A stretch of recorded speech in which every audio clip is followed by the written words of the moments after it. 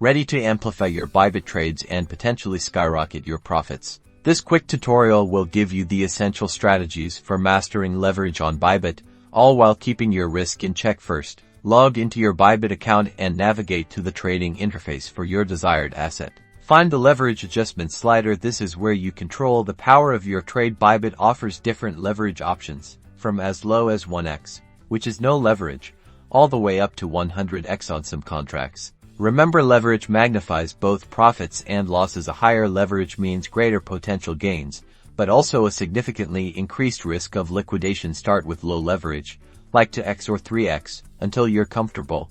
Now, let's talk position sizing. This is crucial. Don't just throw all your funds into a highly leveraged trade. Calculate your position size based on your risk tolerance. A general rule is to risk no more than 12% of your total capital on any single trade.